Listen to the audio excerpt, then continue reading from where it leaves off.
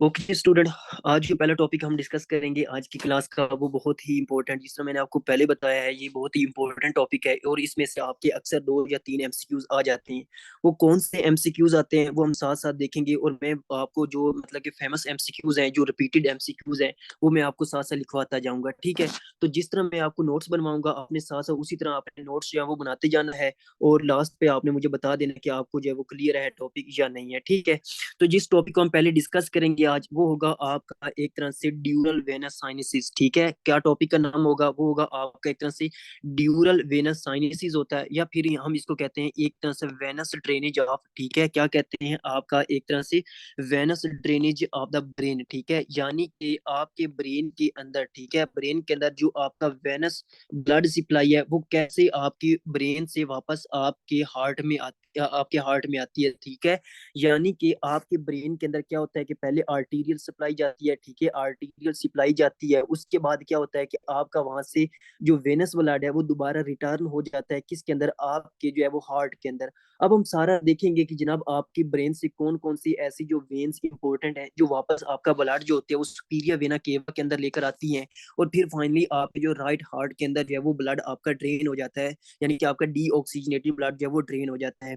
अब venous drainage अब blood जो है वो मतलब कि आपका मेनली तो हमने डिस्कस करना है ड्यूरल वेनस साइनसिस, लेकिन इससे पहले आपको थोड़ी जो दो दो से तीन इंपॉर्टेंट बातें आपको पता होनी चाहिए कि कुछ आपकी ब्रेन के वेन्स के बारे में। ठीक है। यानी कि आपकी पूरी बॉडी के अंदर वेन्स होती हैं, लेकिन आपकी जो ब्रेन की वेन्स हैं इनके अंदर कुछ खास करेक्टरिस्टिक हैं, और वो इंपॉर्टेंट जो करेक्टरिस्टिक हैं वो आपको लाजमी और लाजमी पता होने चाहिए कि आपकी ब्रेन के अंदर जो वेन्स हैं ये आपकी दूसरी जो बॉडी की वेन्स हैं उससे कैसे मुख्तलिफ है। तो पहला पॉइंट जो आपने लिखना है कि आपकी ब्रेन के वेन्स के बारे में, वो आपने लिखना है कि वेन्स ऑफ द ब्रेन। ठीक है। जो आपकी ब्रेन की वेन्स होती हैं, ठीक है, आपकी ब्रेन की वेन्स होती हैं वो क्या होती हैं? वो थिन होती है, काफी पतली होती हैं। ठीक है। ये आपने पहला लिखना है कि veins of the brain are very thin. Thin word होती है, ये थिन आप लिख लें। ठीक है। यानी कि इस टॉपिक में आपको बहुत ही ऐसा ऐसा पढ़ाऊंगा, बहुत ही मतलब कि ऐसा स्पीड से पढ़ाऊंगा ताकि आप सबको ये क्लियर हो जाए। तो पहला जो पॉइंट आपने लिखना है वो है आपकी वेन, ब्रेन की जो वेन होती है ना वो बहुत ही थिन होती है, वो बहुत ही पतली होती हैं। देखो मैंने आपको पढ़ाया था सब अरेक्नोइड हेमरेज और एपिड्यूरल हेमरेज, सॉरी आपका एक तरह से, हाँ, सब ड्यूरल हेमरेज पढ़ाया था और आपका एपिड्यूरल हेमरेज पढ़ाया था। फिर मैंने पढ़ाया था कि जो सब ड्यूरल हेमरेज होता है ना वो आपकी जो वेन्स होती है उनकी ब्लीडिंग होने से, उनकी हेमरेज होने से आपको एक तरह से होता था, आपको हिमाटोमा होता था, सॉरी आपका एपिड्यूरल हिमाटोमा और सब ड्यूरल हिमाटोमा होता था। जो सब ड्यूरल हिमाटोमा होता था वहां पे आपकी छोटी छोटी ब्रिजिंग वेन्स होती थी। तो वो जो जब ब्रिजिंग वेन्स जो होती थी, जब वो आपकी एक जो ब्रिजिंग वेन्स होती थी, ठीक है, हाँ बिल्कुल, जो ब्रिजिंग वेन्स होती थी जब वो आपकी बहुत ज्यादा थिन होती थी, जब वो एक तरह से बर्स्ट हो जाती थी, फट जाती थी, तो आपको क्या होता था? आपको एक तरह से सब ड्यूरल हिमाटोमा हो जाता था। मैंने वहां पे भी आपको बताया था कि ब्रेन के अंदर जो वेन्स होती हैं वो काफी थिन होती हैं, बहुत नाजुक होती हैं, और उनके रप्चर होने के जो चांसेस होते हैं वो बहुत ही ज्यादा होते हैं। एक पॉइंट आपने पहला ये कवर करना है।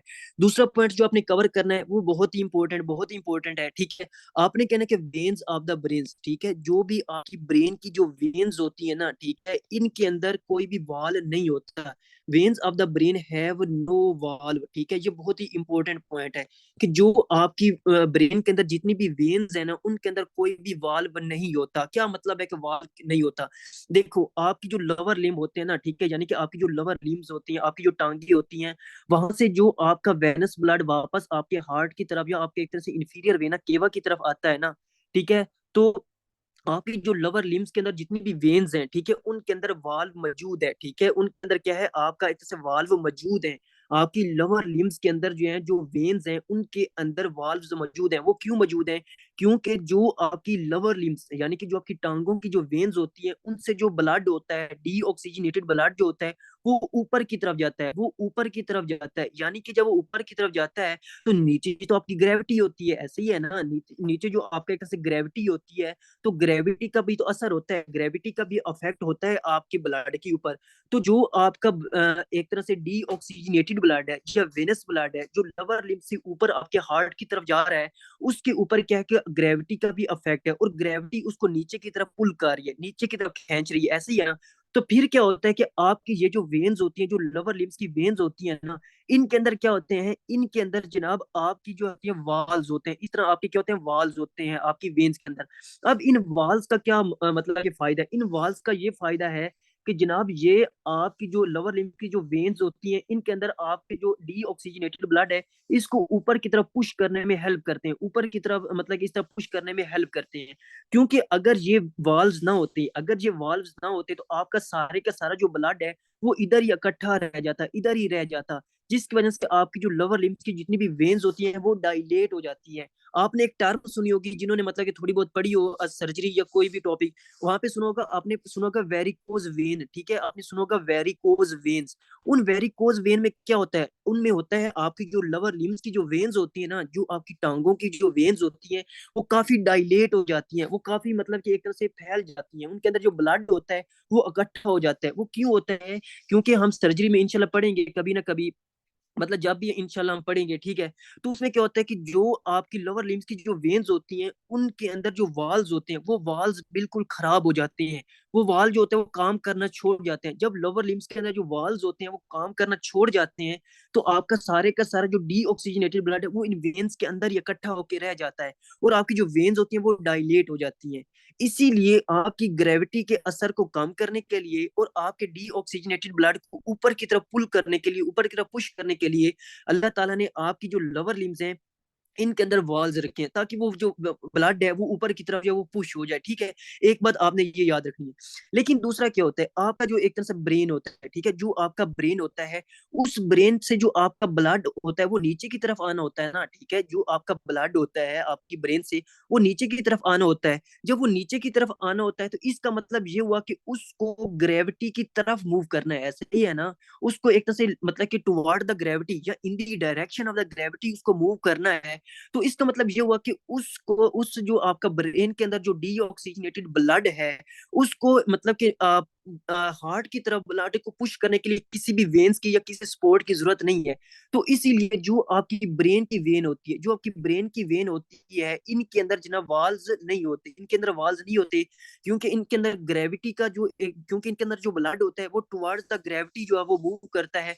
इसीलिए मतलब कि इनके अंदर जो है वो ब्लड को एक सपोर्ट करने के लिए या ब्लड को पुश करने के लिए वेन्स की सॉरी वाल्स की जो है वो जरूरत नहीं होती, ठीक है। तो ये आपने लाजमी याद रखना है कि ब्रेन के अंदर जितनी भी वेन्स हैं उनके अंदर वाल नहीं होता। और आपने बहुत ही कम सुना होगा कि जनाब आपकी ब्रेन की जो वेन्स है उनमें वेरिकोज वेन हो चुका है। हमेशा जो वेरिकोज वेन होता है इंशाल्लाह हम पढ़ेंगे उसके अंदर, तो वो किस में होता है, आपकी लोअर लिम्स में होता है, ठीक है। आपकी ब्रेन के अंदर क्यों नहीं होता, आपने कहना भाई उसमें वाल्स नहीं होते, और जो वेनस ब्लड होता है वो टुवर्ड्स द ग्रेविटी और टुवर्ड्स द हार्ट मूव करता है, इसलिए उसके अंदर क्या होते हैं, आपके एक तरह से वाल्स नहीं होते। ये आपने लाजमी और लाजमी पॉइंट्स को जो है वो क्लियर करना है, ठीक है।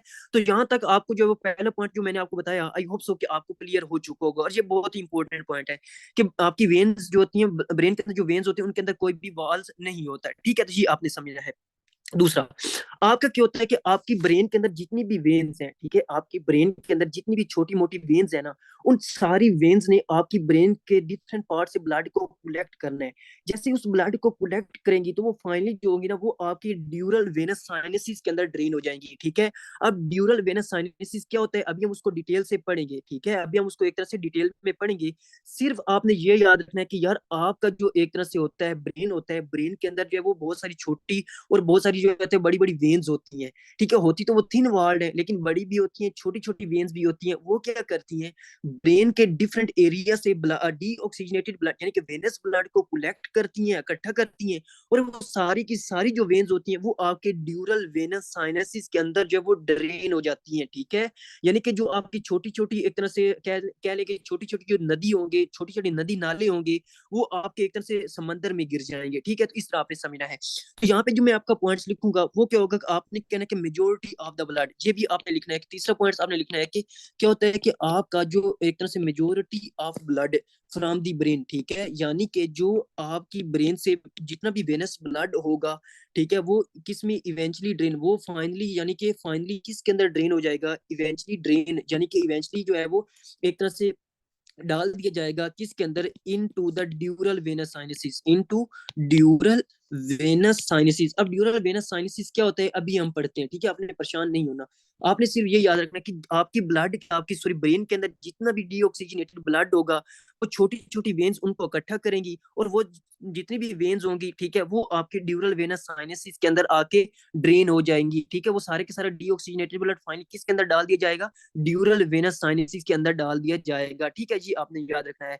अब इसमें जो होती है, फॉर एग्जाम्पल अगर मैं एक दो मिसाल आप एग्जाम्पल दे दूं कि आपके जो है कौन सी मेन्स जो होती है, वेन्स होती हैं आपके ब्रेन के अंदर, वो होती है, हम पढ़ेंगे आगे कि ग्रेट, ठीक है, आपने लिखना है कि ग्रेट सेरिबेलर, ठीक है, ग्रेट सेरी ब्रल, सॉरी, ग्रेट सेरिब्रल, ठीक है, कौन सी होती है आपकी? एक तरह से होती है ग्रेट सेरी बरल, ठीक है, cerebral when, great cerebral vein of Galen, ठीक है। ये बहुत ही इंपॉर्टेंट वेन है, great cerebral vein of gallon होती है। या फिर इसके अलावा आपकी सेरिबेलर वेन होती है, कौन सी? आपकी ना सेरिबेलर वेन होती है, ठीक है। यानी कि ऐसी वेन होगी, यानी कि ऐसी वेन्स होंगी जो आपकी सेरिब्रम से ब्लड को इकट्ठा करेंगी, और कुछ ऐसी वेन्स होंगी जो आपकी सेरिबेलम से आपके ब्लड को इकट्ठा करेंगी, ठीक है।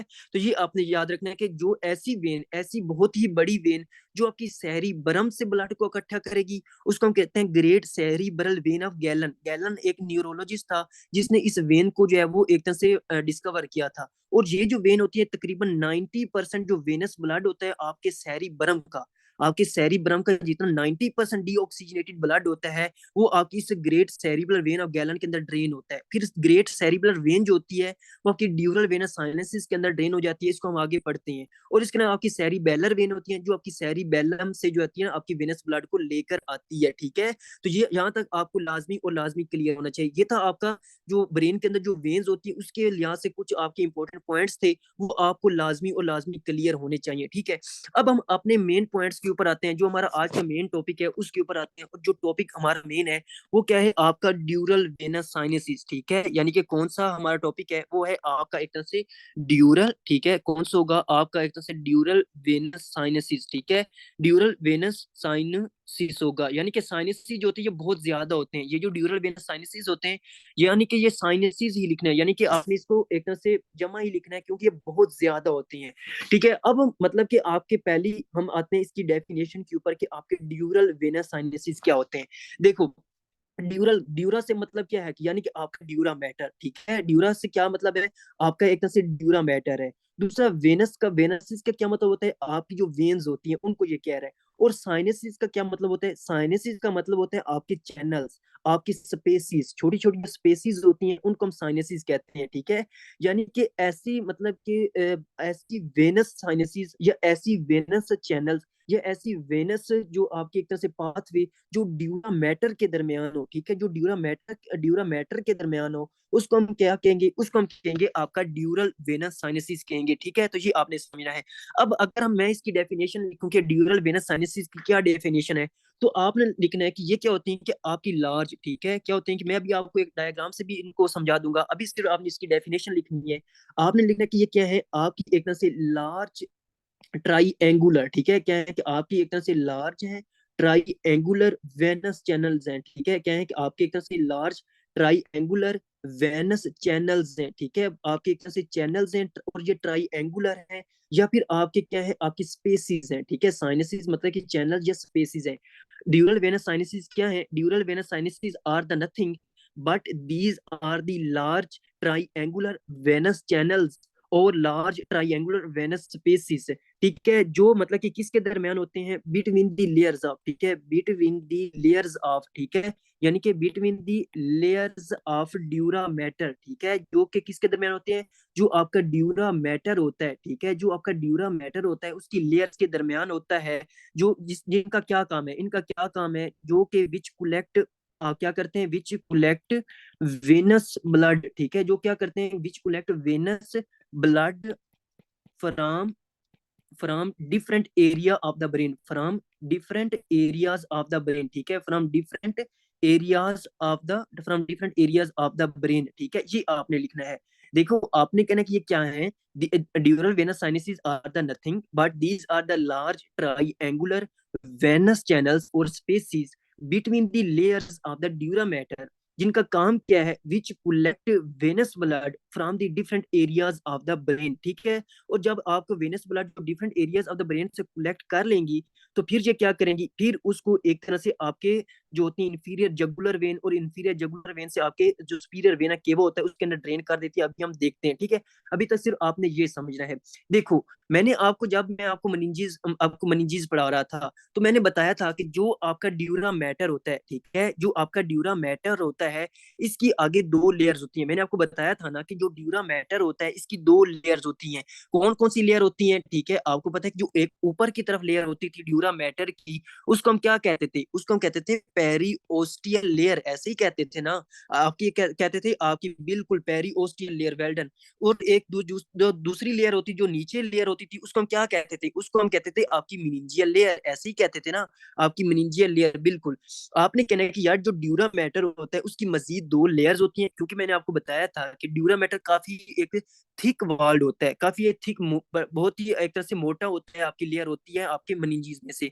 तो इसकी मजीद दो लेयर होती हैं, पेरीओस्टियल लेयर होती है और आपकी मनिंजियल लेयर होती है।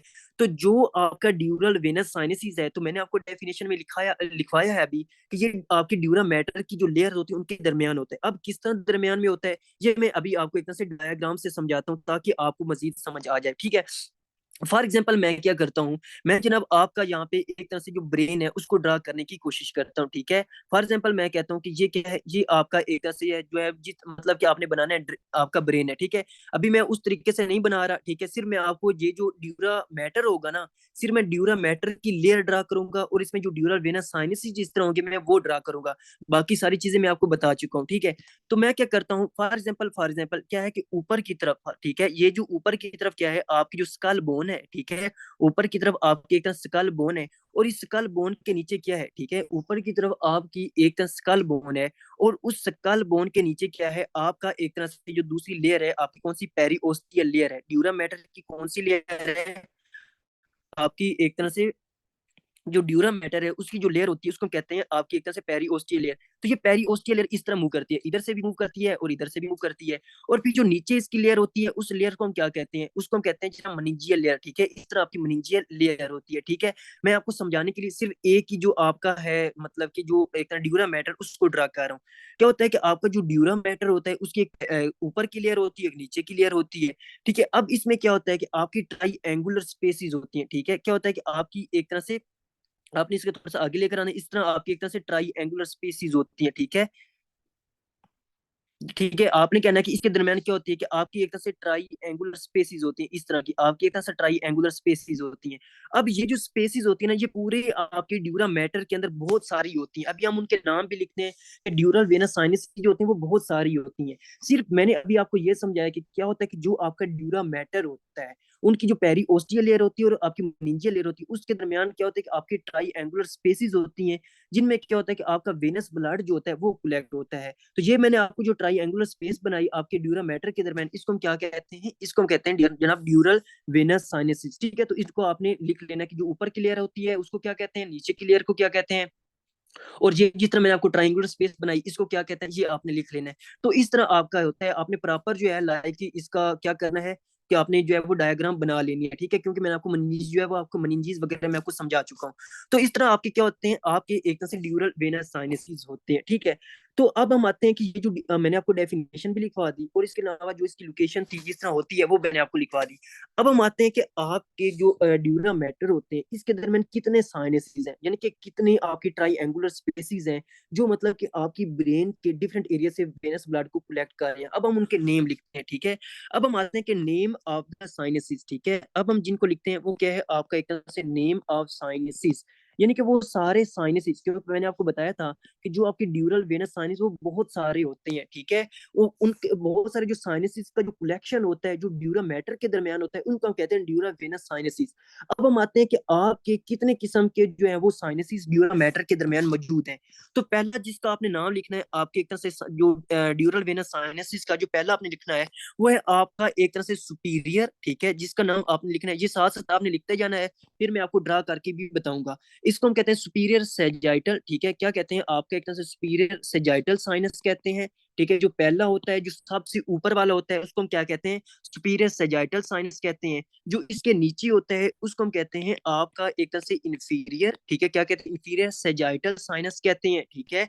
यानी कि पहले को हम कहते हैं सुपीरियर सेजाइटल साइनस। अब इनकी क्या क्या लोकेशन होती है, ये कहाँ पे होते हैं, अभी मैं इसको ड्रा करके आपको बताऊंगा। अभी सिर्फ आपने लिखना है कि सुपीरियर सेजाइटल साइनस होता है, इंफीरियर सेजाइटल साइनस होता है, ठीक है। और फिर जो तीसरे नंबर पे जो साइनस होता है उसको हम कहते हैं आपका ऑक्सीपिटल साइनस। कौन सा होता है? आपका एक तरह से ऑक्सीपिटल साइनस होता है, ठीक है। यानी कि कौन सा होता है? आपका ऑक्सीपिटल साइनस होता है। जो चौथे नंबर पे आपने लिखना है वो होता है आपका एक तरह से ग्रेट, ठीक है। ये आपकी वेन होती है, ठीक है। आपने लिखना है क्या होती है कि आपकी ग्रेट सेरिब्रल, ठीक है, great cerebral vein of Galen, ठीक है। यानी कि जो मैंने आपको मेन वेन लिखवाई थी, जो 90% ब्लड को कलेक्ट करती थी, कहाँ से? आपकी सेरिब्रम से। तो आपने लिखना है कि जो चौथे नंबर पे आपने लिखना है वो होती है आपकी great cerebral vein of the gallon, ठीक है। और पांचवें नंबर पे जिसको साइनस को आपने लिखना है वो होता है आपका स्ट्रेट साइनस, ठीक है। ये आपने लाजमी लिखना है, ये बहुत इंपॉर्टेंट है। स्ट्रेट साइनस होते हैं, ठीक है। क्या होता है? आपका स्ट्रेट साइनस होता है। छठे नंबर पे जिस साइनस को आपने लिखना है वो होता है आपका कॉन्फ्लुएंस साइनस, ठीक है। कौन सा होता है? आपका एक तरह से कॉन्फ्लुएंस साइनस, ठीक है। कौन सा होता है? आपका कॉन्फ्लुएंस साइनस होता है, ठीक है। इसको आपने लिखना है, या आपका साइनस ऑफ कॉन्फ्लुएंस भी कहते हैं, या कॉन्फ्लुएंस ऑफ साइनस भी कहते हैं, ठीक है। तो आपने लिखना है कि कौन सा होता है छठे नंबर पे, वो होता है आपका कॉन्फ्लुएंस साइनस होता है, ठीक है। फिर आपने जो सातवें नंबर पे इंपॉर्टेंट साइनस लिखना है वो कौन सा होता है? वो जनाब आपका होता है एक तरह से पिट रोजल साइनस। कौन सा होता है? आपका एक तरह से पिट रोजल साइनस, ठीक है। कौन सा होता है? पिट रोजल साइनस होता है, ठीक है, पिट रोजल साइनस। अब ये जो पिट रोजल साइनस होता है ये मजीद दो तरह के होते हैं, ठीक है। एक होता है आपका सुपीरियर पिट रोजल साइनस। कौन सा होता है? आपका एक सुपीरियर पिट रोजल साइनस। और एक होता है आपका इंफीरियर पिट रोजल साइनस, ठीक है। आपने कहना है कि एक होता है पिट्रोजल साइनस, वो लेकिन वो मजीद दो तरह की होते हैं, सुपीरियर पिट्रोजल साइनस, इंफीरियर पिट्रोजल साइनस, ठीक है। और फिर जो आपका एक तरह से मतलब कि छठे सातवें आठवें नंबर पे जो होता है, ठीक है, जो आपके एक तरह से आठवें नंबर पे जिस मतलब जिसको हम लिखेंगे वो होता है आपका कैवर्नस साइनस। बहुत ही इंपॉर्टेंट साइनस है। कौन सा होता है? आपके एक तरह से कैवर्नस साइनस, ठीक है। कौन सा होता है? Cavernous sinus. और ये बहुत ही इंपॉर्टेंट साइनस है। अगर आपसे कोई पूछे, ठीक है, अगर आपसे कोई पूछे कि अगर फॉर एग्जाम्पल एक पेशेंट है, उसके क्या है कि उसके मुंह के ऊपर कोई ना कोई एक तरह से इन्फेक्शन हो गया, कोई ना कोई बैक्टीरियल इन्फेक्शन हो गया, उसके आई में जो ना कोई इन्फेक्शन हो गया है, उसके नोज में कोई ना कोई इन्फेक्शन या दाना वगैरह बन गया है, कुछ बैक्टीरियल इन्फेक्शन हो गया, कुछ वायरल इन्फेक्शन हो गया है, तो आप बताएं कि जनाब उसके मतलब कि उसकी आई से या उसकी मतलब कि नोज से वो जो आपका जो भी पैथोजिन होगा वो ट्रेवल करके आपकी ब्रेन के अंदर जाएगा, और ब्रेन के अंदर सबसे पहले किस साइनस को अफेक्ट करेगा? तो आपने कहना है बिल्कुल ऐसी है। तो मतलब कि बिल्कुल क्रेनियल नर्व्स के थ्रू ऊपर जाता है ना, ठीक है, बिल्कुल ऐसी है। क्रेनियल नर्व्स के थ्रू जो आपका बोटुलिनम मतलब कि सॉरी जो दूसरा होता है आपका एक तरह से आपका टेटनस होता है, ठीक है। जो टेटनस को होता है मतलब कि वो सारे जितने भी होते हैं आपके जो मतलब कि आपके बैक्टीरिया होते हैं ग्राम नेगेटिव बैक्टीरिया जो होते हैं वो आपकी आपकी नर्व्स के थ्रू क्या होते हैं? ट्रेवल करके आपकी आपकी क्या ब्रेन की तरफ जाते हैं। और लेकिन सबसे इंपॉर्टेंट अगर आपकी कोई पूछे कि आपका मतलब कि नोज और आपकी आंखों के इर्द गिर्द अगर कोई किसी बैक्टीरियल या किसी वायरल का जनाब आपका क्या हो जाए, आपका इन्फेक्शन हो जाए और वो पैथोजन आपके ब्रेन के अंदर एंटर कर जाए, तो सबसे पहले वो कौन से साइनस को अफेक्ट करेगा? तो आपने कहना है कैवर्नस साइनस को। किसको? आपके एकदम से कैवर्नस साइनस को अफेक्ट करेगा। ये बहुत इंपॉर्टेंट है, ठीक है। तो कैवर्नस साइनस को आपका ये अफेक्ट करता है। इसलिए जो आपका फेस का स्पेशली आपके नोज का और आपके फेस का स्पेशली जो एरिया होते हैं ना, नोज एरिया हो गया या आपके पेरी ऑर्बिटल एरिया हो गया, ठीक है। जो इसमें इन इस एरिया के अंदर जितने भी आपके इन्फेक्शन होते हैं ना पैथोजन, उनको हम एक तरह से डेंजरस इन्फेक्शन कहते हैं, या हम इन एरिया को जो है तो वो डेंजरस जोन भी कहते हैं। क्यों हम इनको डेंजरस जोन कहते हैं? क्योंकि इनके अंदर कोई भी अगर पैथोजन का इन्फेक्शन हो जाए ना, तो वो जो पैथोजन होता है वो फौरन आपके कैवर्नस साइनस को जाके अफेक्ट करता है, तो आपको ब्रेन रिलेटेड साइंस और सिम्टम्स आती हैं। इसलिए हम इनको एक तरह से जो लेकिन नोज का एरिया होता है, पेरी ऑर्बिटल एरिया, तो उसको हम dangerous zone of the face भी कहते हैं। तो आपने याद रखना है। अच्छा, कैवर्नस साइनस के बारे में बात होगी जो आपने लाजमी याद रखना है। अब हम आते हैं इसके अंदर कुछ और साइनस भी होते हैं। कौन से होते हैं? जब हम एक तरह से नाइन्थ नंबर पे ऊपर जो आपका साइनस होता है वो कौन सा होता है? वो होता है आपका ट्रांसवर्स साइनस। कौन सा होता है? आपका एक तरह से ट्रांसवर्स साइनस होता है, ठीक है। आपका ट्रांसवर्स साइनस होता है, ठीक है। 10वें नंबर पे आपने लिखना है कि आपका एक तरह सिग्मोइड साइनस होता है। कौन सा? आपका एक तरह से अब ये मतलब कि साइनस क्या है, ये किस तरह बन रहे हैं, ये सारी चीजें हम पढ़ेंगे, ठीक है, अभी आपको समझ आ जाएगी। अभी आपने लिखना है ताकि बाद में आपको याद करना आसान हो जाए, ठीक है। और 11th नंबर पे जो आपने लिखना है वो होगा आपका फाइनली, और फाइनली जो होगा ना, ये सारे साइनस किसके अंदर ड्रेन हो जाएंगे, ये सारे के सारे जो साइनसेस होंगे ना, ये आपके ड्रेन हो जाएंगे आपके एक तरह से इंटरनल जगुलर वेन के अंदर, ठीक है। इंटरनल जगुलर वेन फिर आपका सुपीरियर वेना केवा में जाएगा, सुपीरियर वेना केवा से आगे ये आपके राइट हार्ट में चला जाएगा, ठीक है। तो इस तरह आपकी स्टोरी जो होती है वो कंप्लीट होगी आपके ब्रेन के से जितना भी वेनस ब्लड होगा, ठीक है। तो ये आपने लाजमी और लाजमी लिखने हैं। देखो पहले मैंने आपको क्या बताया था, पहले मैंने आपको ये बताया था कि आपकी ड्यूरल वेनस साइनसिस क्या होते हैं, वहां पे सारी चीजें होगी। फिर मैंने आपको बताया था कि बहुत सारे साइनसिस होते हैं, बहुत सारी स्पेसिस होती हैं, ठीक है, जो आपकी ड्यूरा मैटर के दरमियान होती हैं। फिर मैंने थोड़ा बहुत आपको ड्रा करके दिखाया, फिर मैंने आपको कहा आपने खुद अच्छी तरह ड्रा कर लेना ताकि बाद में आपको समझना आसान हो जाए। फिर मैंने क्या किया आपको समझाने के लिए, ठीक है, मैंने सारे साइनसिस को एक मतलब इकट्ठा करके लिख दिया। आपके तकरीबन 11 से 12 साइनस बन रहे हैं। सुपीरियर सजाइटल साइनस होता है, inferior sagittal sinus, occipital sinus, great cerebral great cerebral vein of the Galen, straight sinus होता है, कॉन्फ्लुएंस साइनस होता है, पिट्रोजल साइनस, फिर सुपीरियर इंफीरियर होता है, कैवर्नस साइनस होता है, ट्रांसफर साइनस होता है, सिग्मोइड साइनस होता है, फिर फाइनली आपका inferior jugular vein superior vena cava के अंदर चला जाएगा, फिर वो राइट हार्ट के अंदर चला जाएगा। तो इस तरह स्टोरी कंप्लीट होगी आपकी ब्रेन के अंदर जो वेनस ब्लड उसकी होगी, ठीक है। तो आपने इस तरह आपको आपने लिखना है, ठीक है। अब हम आते हैं इनको ड्रा करते हैं, और ड्रा करने के दौरान जिस तरह मैं आपको अभी ड्रा करके दिखाऊंगा ना, मैं बड़े सुकून से ड्रा करूंगा इसको सारे साइनसिस को, ठीक है। तो जिस तरह मैं आपको ड्रा करके दिखाऊंगा आपने साथ साथ इसी तरह ड्रा करते जाना है, क्योंकि इसी दौरान क्या मैं आपको जितने भी इंपॉर्टेंट एमसीक्यूज आएंगे ना इसमें से, वो मैं आपको साथ साथ बताता जाऊंगा और आपने उनको जो नोट करते जाना है, ठीक है। देखो अब हम क्या करते हैं, अब जब भी आपकी ब्रेन की सर्जरी करते हैं ना, कोई भी क्रेनियोटोमी करते हैं या बार होल सर्जरी करते हैं, आपकी न्यूरो सर्जरी में हम पढ़ेंगे इंशाल्लाह बहुत जल्द, मतलब कि इंशाल्लाह वो तो हम पढ़ते हैं ना, बाकी सर्जरी देखी जाएगी। तो आपने कहना है कि जैसे ही हम क्या करते हैं, जैसे ही जब हम आपके ब्रेन की सर्जरी करते हैं या ओपन क्रेनियोटोमी करते हैं या बार होल सर्जरी करते हैं, तो सबसे पहले जैसे ही हम आपकी खोपड़ी को खोलते हैं तो आपका क्या आता है, आपका ड्यूरा मैटर नजर आता है। ड्यूरा मैटर में कौन सा नजर आता है, पेरिओस्टियल लेयर होती है और आपकी मेनिंजियल लेयर होती है। तो सबसे पहले जैसे ही आपकी खोपड़ी को खोला जाता है नीचे ड्यूरा मैटर नजर आता है, उस ड्यूरा मैटर में जो सबसे पहले हमें साइनस साइनस नजर आता है ना ऊपर की तरफ से, वो आपका साइनस होता है, वो इस तरह एक कर्व शेप में पड़ा होता है, ठीक है। जैसे ही हम ऊपर की तरफ से आपकी खोपड़ी खोलेंगे ना, ठीक है, तो इस तरह कर्व शेप का एक हमें साइनस दिखाई देगा, ठीक है। इस तरह जो है वो कर्व शेप का क्या हमें एक साइनस दिखाई देगा। और जो पहला जैसे ही हम आपकी खोपड़ी को खोलेंगे, जो पहला आपका साइनस जो हमें दिखाई देगा कर्व शेप का, उसको हम कहेंगे आपका एक सुपीरियर सजाइटल साइनस। क्या कहेंगे, आपने लिखना है कि सुपीरियर सेजाइटल साइनस, ठीक है। ये पहला साइनस हम ऊपर की तरफ हमें नजर आएगा, ठीक है। तो ये आपने लिखना है कि सुपीरियर सेजाइटल साइनस जो होगा वो पहले हमें नजर आएगा। फिर क्या होता है कि जो आपका एकदम सुपीरियर सेजाइटल साइनस होता है, जैसे ही हम इसके नीचे आते हैं, ठीक है, जैसे हम इसके थोड़े से नीचे देखते हैं इससे, तो हमें एक और साइनस नजर आता है, और वो भी आपकी साथ कर्व शेप का होता है, इस तरह आपका होता है, ठीक है, इस तरह का होता है, ठीक है, जो इसके नीचे पड़ा होता है। और इस साइनस को हम क्या कहते हैं, इस साइनस को हम कहते हैं आपका इंफीरियर सेजाइटल साइनस, ठीक है। क्या कहते हैं, आपका एक तरह से इंफीरियर सेजाइटल साइनस। आपने इसी तरह ड्रा करना है, आपके जितने भी एमसीक्यूज आएंगे वो इसी में आपके कवर होते जाएंगे, ठीक है। तो आपने कहना है कि सबसे ऊपर खोपड़ी खोली हमने आपने क्रेनियोटोमी की, पहला कर्व शेप हमें जो ड्यूरा मैटर के दरमियान जो साइनस नजर आया, सुपीरियर सेजाइटल साइनस था। जो उसके नीचे में एक तरह से साइनस नजर आया, ठीक है, वो था आपका इंफीरियर सेजाइटल साइनस।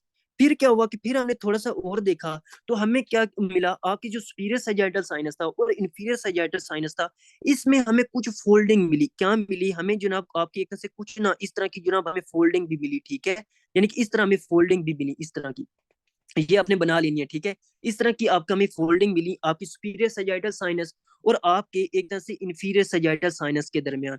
वो फोल्डिंग जो हमें मिली आपकी सुपीरियर सेजाइटल साइनस और इंफीरियर सेजाइटल साइनस के दरमियान, इन फोल्डिंग को हम कहते हैं आपके एक तरह से फॉक सेरिब्राई, ठीक है। मैं इसको यहाँ पे लिख रहा हूँ क्योंकि वहां पे स्पेस कम होगी और बाकी जितने भी स्ट्रक्चर उनको ड्रा करना मुश्किल हो जाएगा। तो आपने कहना है कि इन फोल्डिंग को हम कहते हैं फॉक्स सेरिब्राई, ठीक है। क्या कहते हैं, फॉक्स सेरिब्राई कहते हैं, CERBI, फोक सेरिब्राई कहते हैं।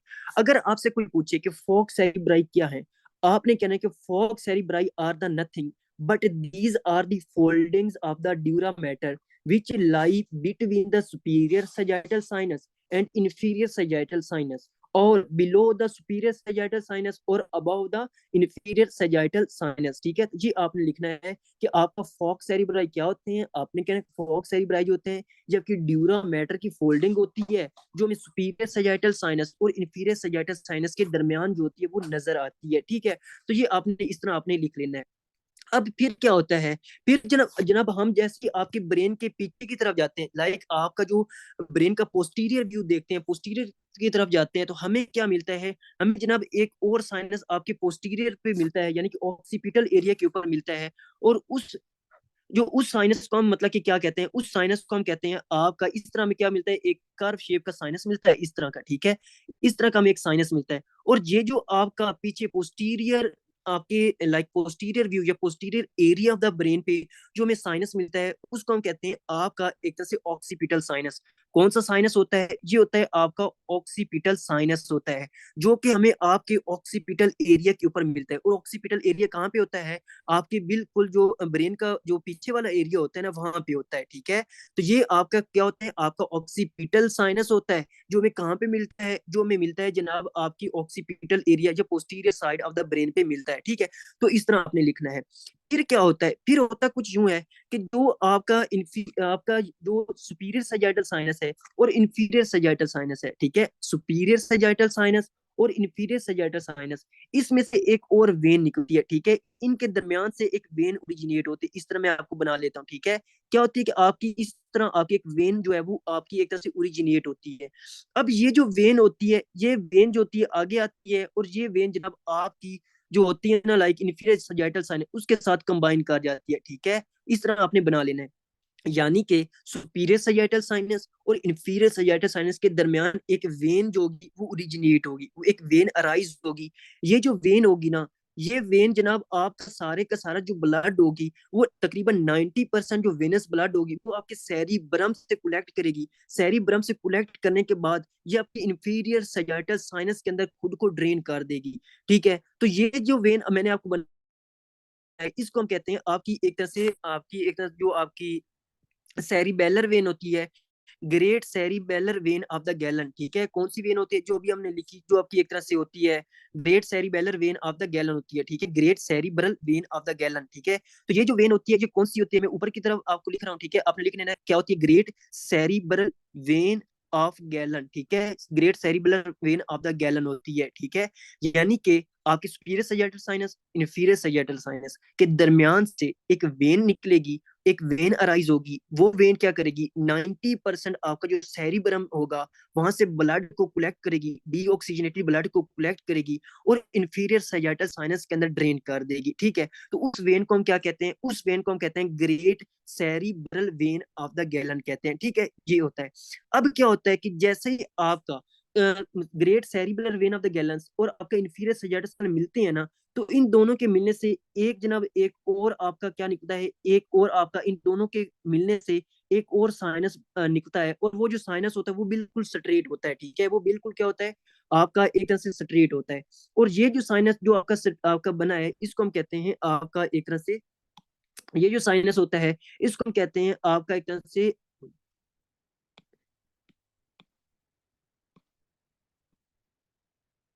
ठीक है, यानी कि ये जो साइनस होगा ये बिल्कुल स्ट्रेट होगा और इस साइनस को आप कहते हैं आपका स्ट्रेट साइनस। ठीक है, यानी कि कौन सा साइनस होगा, वो होगा आपका एक तरह से स्ट्रेट साइनस। ठीक है, तो आपने इस तरह इसको लिखना है कि ये जो साइनस होगा इसको हम कहते हैं स्ट्रेट साइनस होगा। ठीक है, स्ट्रेट साइनस निकलेगा, यानी कि great cerebral vein of the Galen और इंफीरियर सैजिटल साइनस के मिलने से जो आपका एक और साइनस आपका बन जाएगा जिसको हम कहेंगे आपका स्ट्रेट साइनस। ठीक है, अब क्या होगा कि जो आपकी होगी लाइक जो आपका सुपीरियर सैजिटल साइनस होगा, ठीक है, जो आपका सुपीरियर सैजिटल साइनस होगा वो सुपीरियर सैजिटल साइनस क्या करेगा, वो भी आपके जो होगी ना superior part of the cerebrum वहां से ब्लड लेकर आएगा और फाइनली किसके अंदर ड्रेन कर देगा, आपके एक तरह से स्ट्रेट साइनस के अंदर ड्रेन कर देगा। ठीक है, यानी कि सुपीरियर सैजिटल साइनस जो होगा वो आपके superior part of the cerebrum से ब्लड को कलेक्ट करेगा और स्ट्रेट साइनस के अंदर ड्रेन कर देगा। जो आपका ऑक्सीपिटल एरिया होगा, ठीक है, यानी कि जो आपका ऑक्सीपिटल एरिया होगा ये सॉरी जो आपका ऑक्सीपिटल साइनस होगा ये आपके ऑक्सीपिटल एरिया से वेनस ब्लड को लेकर आएगा और ये भी आपके किसके अंदर ड्रेन कर देगा, ये भी आपके स्ट्रेट साइनस के अंदर ड्रेन कर देगा। ठीक है, तो इन तीनों के यूनियन से एक मतलब कि साइनस बनेगा, ठीक है, यहाँ पे, ठीक है, यानी कि इन तीनों के यूनियन से एक साइनस मिलेगा। और ये आपका बहुत ही इंपॉर्टेंट एमसीक्यूज है जिसको आपने लाजमी और लाजमी कवर करना है, ठीक है। यानी कि वो पूछते हैं कि सुपीरियर सैजाइटल साइनस, इंफीरियर सैजाइटल साइनस, या फिर वो पूछते हैं कि सुपीरियर सैजाइटल साइनस या स्ट्रेट साइनस और आपका ऑक्सीपिटल साइनस के कॉम्बिनेशन से जो आपका साइनस बनता है, उस साइनस को क्या कहते हैं? तो आपने कहना है कि उस साइनस को कहते हैं आपका कॉन्फ्लुएंस साइनस। कौन सा साइनस होता है? उस साइनस को हम क्या कहते हैं? आपका कॉन्फ्लुएंस साइनस। और ये आपका बहुत ही इंपॉर्टेंट एमसीक्यूज है, ठीक है। इसको आपने लाजमी और लाजमी कवर करना है। आपका एक तरह से जो साइनस होता है उसको हम कहते हैं कॉन्फ्लुएंस साइनस या कॉन्फ्लुएंस ऑफ साइनस कहते हैं, ठीक है। यानी कि इन तीनों के साइनस के मिलने से जो आपका साइनस मिलेगा उसको हम कहते हैं कॉन्फ्लुएंस साइनस। और ये आपका एमसीक्यूज है, बहुत ही इंपॉर्टेंट एमसीक्यूज, पहला एमसीक्यूज जो आपने कवर करना है। फिर क्या होता है कि जैसे ही आपका कॉन्फ्लुएंस साइनस बन जाता है, तो इस कॉन्फ्लुएंस साइनस से आपका एक इस तरह नीचे की तरफ एक साइनस निकलता है, ठीक है। इसके नीचे से मतलब इस तरह इससे स्ट्रेट, बिल्कुल स्ट्रेट जो होता है एक साइनस निकलता है। और इस साइनस को कहते हैं आपका ट्रांसवर्स साइनस। कौन सा होता है? आपका एक तरह से ट्रांसवर्स साइनस होता है, ठीक है। यानी कि ये ट्रांसवर्स साइनस होता है, ये क्या करेगा? ये जनाब आपके कॉन्फ्लुएंस साइनस से वेनस ब्लड को लेगा, ठीक है। और ये फिर किसके अंदर ड्रेन करेगा? अभी मैं आपको बताता हूँ, सिर्फ आपने समझना है कि ये ट्रांसफर साइनस होगा, ये आपके कॉन्फ्लुएंस साइनस से जो होगा वो डीऑक्सीजनेटेड ब्लड को लेगा, ठीक है। फिर क्या होता है कि जो कॉन्फ्लुएंस साइनस होता है ना, हमारे पास यहाँ पे एक और साइनस होता है। और ये जो साइनस होता है बहुत ही इंपॉर्टेंट और साइनस होता है, जिसको मैंने बताया था कौन सा साइनस होता है? आपका कैवर्नस साइनस होता है। ये साइनस कौन सा है? ये आपका एक तरह से कैवर्नस साइनस, ठीक है, इसको आपने लिखना है। अब ये जो कैवर्नस साइनस होता है, ये इससे एक साइनस निकलता है, ठीक है, इससे एक साइनस निकलता है। उस साइनस को हम कहते हैं आपके सुपीरियर पिट्रोजल साइनस, ठीक है। कौन सा होता है? ये जो साइनस होता है इसको हम कहते हैं सुपीरियर पिट्रोजल साइनस कहते हैं, ठीक है। यानी कि कैवर्नस साइनस से, जो कि कैवर्नस साइनस होगा, वहां से एक साइनस निकलेगा जिसको हम कहते हैं सुपीरियर पिट्रोजल साइनस। अब ये जो सुपीरियर पिट्रोजल साइनस होगा ना, ये क्या करेगा? ये मिल जाएगा आपके ट्रांसफर साइनस के साथ, ठीक है। यानी कि आपका सुपीरियर पिट्रोजल साइनस जो कैवर्नस साइनस से निकल रहा है, वो ट्रांसफर साइनस के साथ जाके मिल जाएगा। इन दोनों के कॉम्बिनेशन से जो आपका एक मतलब कि साइनस मिलेगा, आपका साइनस आपका लाइक बन जाएगा एक ओब्लीक शेप का, बिल्कुल कर्व शेप का। उस साइनस को हम कहते हैं सिग्मोइड साइनस, ठीक है। और ये भी आपका इंपॉर्टेंट एमसीक्यूज है। कौन सा? आपका एक तरह से सिग्मोइड साइनस बन जाएगा। कौन सा? सिग्मोइड साइनस, ठीक है। यानी कि ये दूसरा आपका एमसीक्यूज है, इसको आपने लाजमी करना है। यानी कि वो पूछते हैं कि सिग्मोइड साइनस जो होता है वो कैसे बनता है, या वो पूछते हैं कि ट्रांसफर साइनस जो आपके कॉन्फ्लुएंस साइनस से वेनस ब्लड को लेकर आ रहा है और फिर वो आपके कैवर्नस साइनस के सुपीरियर पिट्रोजल साइनस के साथ कंबाइन करता है, तो इन दोनों के कॉम्बिनेशन से कौन सा साइनस बनता है? तो आपने कहना है सिग्मोइड साइनस। कौन सा होता है? आपका एक तरह से सिग्मोइड साइनस बनता है, ठीक है। फिर क्या होता है? फिर हमारे पास था एक सुपीरियर पिट्रोजल साइनस था, फिर हमारे पास था आपका एक इंफीरियर पिट्रोजल साइनस, ठीक है। तो आपका जो कैवर्नस साइनस होता है ना, ये कैवर्नस साइनस के बिल्कुल इंफीरियर साइड से ना एक और साइनस निकलता है, इस तरह एक साइनस निकलता है। और उस साइनस को हम कहते हैं बिल्कुल ओब्लिक शेप शेप का होता है ये भी, उसको हम कहते हैं आपका इंफीरियर पिट्रोजल साइनस। कौन सा होता है? आपका इंफीरियर पिट्रोजल साइनस। अब क्या होता है? आपका जो इंफीरियर पिट्रोजल साइनस होता है और आपका जो सिग्मोइड साइनस होता है, ये दोनों मिलते हैं, ठीक है। यानी कि ये दोनों मिल जाते हैं इस तरह, बिल्कुल आपका मिल जाता है। यानी कि इंफीरियर पिट्रोजल साइनस और आपका सिग्मोइड जो साइनस होता है वो मिल जाते हैं। जैसे ये दोनों मिलते हैं, इन दोनों के कॉम्बिनेशन से एक आपका यहाँ पे बल्ब बन जाता है। यानी कि एक यहाँ पे जो जैसे ये मिलेंगे ना, तो एक बल्ज आउट स्ट्रक्चर, इस तरह आपका बल्जिंग आउट स्ट्रक्चर बनेगा यहाँ पे, ठीक है। इस बल्जिंग आउट स्ट्रक्चर को हम कहते हैं जगुलर बल्ब, ठीक है। कौन सा होता है? ये होता है आपका जगुलर बल्ब होता है, ठीक है। यानी कि कौन सा होता है? ये होता है आपका जगुलर बल्ब, इसको कहते हैं। यानी कि जो आपका इंफीरियर पिट्रोजल साइनस और आपके एक सिग्मोइड साइनस की कॉम्बिनेशन से जो आपका यहाँ पे स्ट्रक्चर बनेगा, उसको हम कहेंगे आपका एक तरह से जगुलर बल्ब कहेंगे, ठीक है। अब क्या होगा कि जो जगुलर बल्ब होगा ना, ये जगुलर बल्ब होगा, इससे मजीद आपका एक स्ट्रेट मतलब कि स्ट्रक्चर निकलेगा इस जगुलर बल्ब से, ठीक है। यानी कि ये जो आपका जगुलर बल्ब होगा, ये मजीद आगे फिर जाके स्ट्रेट हो जाएगा, बिल्कुल स्ट्रेट हो जाएगा इस तरह। अब ये जब स्ट्रेट हो जाएगा, तो इससे जो आपकी लाइक स्ट्रक्चर बनता है, उस स्ट्रक्चर को हम कहते हैं आपकी एक तरह से इंटरनल जगुलर वेन। कौन सी? आपकी एक तरह से इंटरनल जगुलर वेन कहते हैं, ठीक है। कौन सा? इंटरनल जगुलर वेन कहते हैं। अब जो आपकी एक तरह से इंटरनल या आपकी इनर जगुलर वेन होती है ना, वो क्या करती है, वो जनाब आपके पास करती है, कहाँ से पास करती है, आपकी जुगुलर फोरामेन से, ठीक है। यानी कि फोरामेन क्या होता है, एक होल होता है आपके ब्रेन के अंदर, एक जुगुलर फोरामेन होता है, यानी कि एक ऐसा होल होता है जहां से आपके जो जुगुलर वेन ने पास आउट करना है। जुगुलर वेन इस जुगुलर फोरामेन से क्रॉस करेगी और फिर जो ये किसके अंदर ड्रेन हो जाएगी, ड्रेन हो जाएगी जनाब आपकी एक तरह से जो होता है आपका सुपीरियर वेना केवा, ठीक है। यानी कि किसके अंदर जाके ड्रेन हो जाएगी, ये जनाब ड्रेन हो जाएगी आपके, फॉर एग्जाम्पल मैं इस तरह बना लेता हूँ, ठीक है। ये जाके ड्रेन हो जाएगी आपकी सुपीरियर वेना केवा के अंदर। सुपीरियर वेना केवा से ये कहाँ चली जाएगी, सुपीरियर वेना केवा से ये इन्फीरियर वेना केवा के साथ मिलेगी, ठीक है। तो ये मतलब कि आपके एक तरह से राइट हार्ट यानी कि राइट एट्रियम में या फिर राइट हार्ट के अंदर ड्रेन हो जाएगी, ठीक है। तो आपने इसको समझना है। ये जो होता है इसको हम कहते हैं आपके एक तरह से जगुलर फोरामेन, ठीक है। क्या कहते हैं, आपका जगुलर फोरामेन कहते हैं, इसको आपने लिख लेना है, ठीक है। तो इस तरह आपका एक तरह से पूरा जो होता है लाइक जो वेनस ड्रेनेज होती है वो होती है, ठीक है। अभी मैं आपको दोबारा से रिवाइज करवा देता हूँ। देखिए सबसे पहले हमने क्या किया, जैसे ही हम आपकी खोपड़ी को ओपन करते हैं तो सबसे ऊपर जो हमें स्ट्रक्चर नजर आता है उसको हम कहते हैं आपका एक तरह सुपीरियर सजाइटल साइनस। कौन सा होता है, आपका एक तरह से सुपीरियर सजाइटल साइनस होता है। सुपीरियर सजाइटल साइनस के नीचे जो होता है आपका इन्फीरियर सजाइटल साइनस होता है। इन दोनों के दरमियान जो होती है ना, वो आपकी जो ड्यूरा मैटर होता है उसका मतलब कि फोल्डिंग होती है, जिसको हम फॉक्स सेरिब्राई कहते हैं।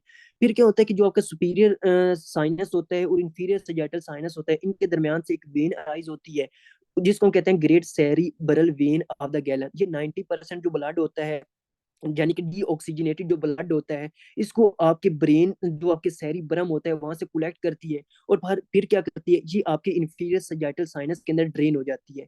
जैसे ही आपका इंफीरियर सजाइटल साइनस और आपकी great when of the gallon जो होती है वो कंबाइन करती है, इन दोनों के कम्बिनेशन से जो साइनस बनता है उसको हम कहते हैं आपका एक तरह से स्ट्रेट साइनस। कौन सा साइनस होता है, उसको हम कहते हैं आपका एक तरह से स्ट्रेट साइनस कहते हैं, ठीक है। यानी उसको कहते हैं स्ट्रेट साइनस कहते हैं। फिर क्या होता है कि जैसे स्ट्रेट साइनस बन जाता है तो आपका एक तरह से जो सुपीरियर सजाइटल साइनस जो आपकी सेरिब्रम से ब्लड कलेक्ट कर रहा है, ठीक है, वो क्या करेगा, वो नीचे आएगा। फिर जो आपका एक तरह से ऑक्सीपिटल साइनस है जो आपके ऑक्सीपिटल एरिया से आ रहा है, वो तीनों मिलेंगे। जैसे ये तीनों मिल जाएंगे यानी कि आपका एक तरह स्ट्रेट साइनस और आपका सुपीरियर सजाइटल साइनस और आपका एक तरह से जो ऑक्सीपिटल साइनस मिल जाएंगे, तो इन दोनों के कॉम्बिनेशन से जो साइनस मिलेगा वो होगा आपका एक तरह से कॉन्फ्लुएंस साइनस। तो ये आपका पहला एमसीक्यू हुआ। फिर जो कॉन्फ्लुएंस साइनस से जो आपका साइनस निकलेगा उसको हम कहते हैं ट्रांसफर साइनस। ट्रांसफर साइनस जो होगा वो कैवर्नस साइनस के पास आएगा, वहां से निकलेगी आपकी सुपीरियर पिट्रोजल साइनस, उसके साथ मिलेगा तो आपका सिग्मोइड साइनस बन जाएगा। ये भी आपका एमसीक्यू है कि सिग्मोइड साइनस कैसे बनता है। सिग्मोइड साइनस के साथ आपकी एक और जो होती है इंफीरियर पिट्रोजल साइनस जो कि कैवर्नस साइनस से आती है वो निकलती है। वो क्या करती है, वो इन आपके सिग्मोइड साइनस और इंफीरियर पिट्रोजल साइनस के कॉम्बिनेशन से इन दोनों के कंबाइन से एक जुगुलर बल्ब बनता है। जुगुलर बल्ब से फिर आपकी स्ट्रेट इंटरनल जुगुलर वेन निकलती है। इंटरनल जुगुलर वेन आपके जुगुलर फोरामेन से निकलती है और आपकी सुपीरियर वेना केवा के अंदर ड्रेन हो जाती है। सुपीरियर वेना केवा से ये राइट हार्ट के अंदर आ जाती है, ठीक है। तो ये सारे क्या होते हैं आपकी एक तरह से जो वेनस ड्रेनेज होता है आपका किसका, आपके ब्रेन का, ठीक है। अब यहाँ पे एक और छोटा सा पॉइंट अगर आप याद रखना चाहें कि आपका जो होता है ना, इस जो ऑक्सीपिटल एरिया या ऑक्सीपिटल साइनस, इसके साथ ही आपकी कुछ इस तरह फोल्डिंग होती है, ठीक है। इसके ऊपर भी छोटी छोटी फोल्डिंग होती है इस तरह, ठीक है। जिस तरह आपकी वो वाली फोल्डिंग थी ना आपकी इसके अंदर जो सुपीरियर सजाइटल और इंफीरियर सजाइटल के दरमियान, जिसको फोक सेरिब्राई कह रहे होते थे, इस तरह यहाँ पे भी आपकी एक तरह से होती है। इनको हम कहते हैं आपके फॉक्स सेरिबेलाई, ठीक है। क्या कहते हैं, फॉक्स सेरिबेलाई कहते हैं। यानी कि ऐसे जो होंगे, ऐसे फॉक्स होंगे, ऐसी फोल्डिंग होगी ड्यूरा मैटर की जो ऑक्सीपिटल एरिया को आपके सेरिबेलम के साथ कनेक्ट कर रही होंगी, ठीक है। तो इसको हम कहते हैं फोक सेरिब्राई। और फोक सेरिबेलाई भी जो होती है ना, ये आपकी ड्यूरा मैटर की क्या होती है, आपकी क्या होती है, एक तरह से फोल्डिंग होती है, ठीक है। सिर्फ फर्क क्या है, वो आपके जो फोक सेरिब्राई है वो सुपीरियर सजाइटल इंफीरियर सजाइटल के दरमियान है, और फोक सेरिबेलाई जो है वो आपके ऑक्सीपिटल एरिया और जो दूसरा आपका सेरिबेलम है उसके दरमियान है, ठीक है। तो इसको आपने लाजमी और लाजमी करना है, ठीक है। और ये आपके इंपॉर्टेंट एमसीक्यूज आते हैं, जो एमसीक्यूज मैंने आपको आते हैं वो मैंने आपको साथ साथ लिखवा दिए हैं, लेकिन बाकी आपने साथ साथ इसी तरह आपने याद करना है और लाजमी इसको आपने लाजमी और लाजमी याद करना है। अगर आपको फिर भी याद ना हो, आपने रिकॉर्डिंग मंगवा के इसको दोबारा से देख लेना है, और ये आपका बहुत इंपॉर्टेंट है और इसी में से आपके क्या आते हैं, एमसीक्यूज आते हैं, ठीक है। तो इसको आपने लाजमी देख लेना है। ये सारा होता है आपके तरह से venous drainage of your brain. और ये जितने भी साइनसेस होते हैं ना, ये सारे के सारे जो साइनसेस होते हैं ये आपकी ड्यूरा मैटर की लेयर के दरमियान होते हैं। किसके दरमियान, जो ड्यूरा मैटर की जो लेयर होती है ना उसके दरमियान होते हैं। अब हम आते हैं ऊपर से, आपकी बुक से भी रीड कर लेते हैं वहां पे क्या लिखा हुआ है, फिर मैं आपसे पूछता हूँ कि आपके समझ आई है या नहीं, क्योंकि ये बहुत ही इंपॉर्टेंट टॉपिक है, इसको अपने लाजमी और लाजमी करना है। वो कहता है कि ये क्या होता है कि आपका लार्ज वेनस चैनल होते हैं, मैंने आपको प्रॉपर डेफिनेशन लिखवा दी, आपने वहां से करना है, ठीक है। जो क्या करते हैं, run through periosteal meningeal layers of the dura mater बता दिया, ड्रेन ब्लड करता है cerebral vein and receive CSF from arachnoid granulation, यानी कि जो आपका होता है ना, मतलब कि दूसरा एरेक्नोइड मैटर। देखो मैंने आपको बताया था कि जो आपका एरेक्नोइड मैटर होता है उसके दरमियान जो सीएसएफ होता है वो मतलब कि घूम के कहाँ पे आता है, वो आपकी सब अरेक्नोइड जो विलाई होती है और सब अरेक्नोइड ग्रेनुलेशन होती है वहां पे आता है। फिर वहां से वो आपका सब अरेक्नोइड विलाई और ग्रेनुलेशन के थ्रू आपके एब्जॉर्ब हो जाता है और आपके वेन्स के अंदर चला जाता है, ऐसे ही बताया था ना। तो ये वही कह रहा है कि ये जो साइनसेस होंगे, ये जो वेन्स होंगी, ये उस सीएसएफ को अरेक्नोइड ग्रेनुलेशन से क्या कर लेंगी, एक तरह से उसको रिसीव करेंगी, क्योंकि वहां से अरेक्नोइड ग्रेनुलेशन या विलाई के थ्रू एब्जॉर्ब होगा आपका सीएसएफ और फिर वहां से निकल जाएगा। मैंने आपको वहां पे 500 ml वाला कॉन्सेप्ट, 350 ml और 150 ml वाला, फिर 25 आता था, फिर 125 आता था, मैंने आपको कंप्लीट लिखवाया हुआ है, ठीक है। तो यहाँ पे दोबारा रिपीट करने की कोई जरूरत नहीं है। तो एम्प्टी यानी कि फाइनली ये कहाँ चले जाते हैं, इंटरनल जगुलर वेन के अंदर ये चले जाते हैं। अब उसने यहाँ पे इस कंडीशन लिखवाई हुई है कि यानी कि इसके अंदर जब भी आपको थ्रम्बस वगैरह बन जाएगा तो फिर क्या होगा, यानी कि ये मतलब कि simple venous sinus thrombosis present with sign center increase internal jugular sorry intracranial pressure, यानी कि इंट्राक्रेनियल प्रेशर इंक्रीज हो जाएगा, क्योंकि इनके अंदर जब ब्लड प्रेशर बढ़ जाएगा ना, तो जब आपके इनके अंदर ब्लड प्रेशर बढ़ेगा तो वहां पे एक तरह से आपका हेमरेज होने के चांसेस ज्यादा हो जाएंगे। और हेमरेज जब होगा तो वो आपका सारे के सारे जो ब्लड होगा वो आपके उसके लाइक जो आपकी बोन्स होंगी स्कल बोन्स के अंदर प्रेशर क्रिएट करेगा, इंट्राक्रेनियल प्रेशर इंक्रीज होगा, हेडेक होगा, सीजर होगा, पेपिल एडिमा होगा। ये बहुत इंपॉर्टेंट, पेपिल एडिमा क्या होता है अभी बताता हूँ। फोकल न्यूरोलॉजिकल डेफिशिएंट, यानी कि आपको क्या होगा, न्यूरोलॉजिकल साइंस सिम्टम्स आएंगे, ये सारी आपको बताई हुई है। May lead to venous haemorrhage, ये सारा हो गया, ठीक है। Associated with hypercoagulable state, सबसे इंपॉर्टेंट चीज, यानी कि ये क्या होगा कि कोई भी ऐसी कंडीशन है जिसमें बहुत ज्यादा थ्रोम्बस बन रहे हैं, जिसमें बहुत ज्यादा थ्रोम्बस बन रहे हैं। प्रेगनेंसी में आपके बहुत ज्यादा थ्रोम्बस बनते हैं, ठीक है, क्योंकि आपकी जो प्रेगनेंसी होती है उसके अंदर अब हम पढ़ेंगे इंशाल्लाह रिप्रोडक्टिव सिस्टम में, वहां पे आपका एमनियोटिक फ्लूइड होता है और आपकी और भी बहुत सारी चीजें होती है जो आपकी एक तरह से ब्लड को क्लोट, एस्ट्रोजिन एस्ट्रोजिन भी आपको ब्लड को क्लोट कराता है। ये सारी चीजें होती हैं। ओरल कॉन्ट्रासेप्टिव पिल्स जो यूज करते हैं वो भी आपको, उनका बहुत बड़ा साइड इफेक्ट होता है आपका हाइपर कोगुलेबल फैक्टर 5 लेडन, ठीक है। अगर आपको एक तरह से क्या होगा, जो फैक्टर 5 होगा, अगर आपको वो प्रॉपर पाथवे याद हो उसका, प्राइमरी हीमोस्टेसिस और सेकेंडरी वाला, तो आपको पता चल गया होगा कि जब आपको फैक्टर 5 होते हैं, ठीक है, अगर मतलब कि आपको ज्यादा काम करे तो इसकी वजह से भी आपको क्या होगा, हाइपर कोगुलेबल स्टेट होगी और इसमें आपको थ्रोम्बस वगैरह बनने के चांसेस ज्यादा होते हैं। और जिस तरह मैंने आपको समझाया ये वाला आपने उसी तरह करना है, और यहाँ से जितने भी आपको एमसीक्यूज आते हैं वो आपने उसी तरीके से ही कवर करने हैं, ठीक है। और यहाँ पे और जो भी एमसीक्यूज है मैं देख लेता हूँ, ठीक है। और अभी जल्दी से मुझे आपको बता दें, आपको सारा क्लियर हो चुका है। ओके जी स्टूडेंट, अब हम जो मेन टॉपिक था वो हमने डिस्कस कर लिया, ठीक है। मतलब कि आपका ड्यूरल वेनस साइनसिस वो सारी चीजें, ठीक है। अब हम आते हैं जो हमने जो दूसरा टॉपिक इंपॉर्टेंट करना है उसको हम देखते हैं। वो और ये जो टॉपिक मैं आपको करवा रहा हूँ ना, ये मैं इसी वजह से आपको करवा रहा हूँ क्योंकि ये जो टॉपिक है आपका उसमें है, दूसरे में पीडियाट्रिक्स में है, ठीक है। किसमें है, आपकी पीडियाट्रिक्स में है। सही हो गया, क्या करूँ, नोट्स, ठीक हो गया सर, हजरत जी बल्कि पीर जी। अच्छा ये हो गया आपका, कहाँ गया वो वाला टॉपिक आज का।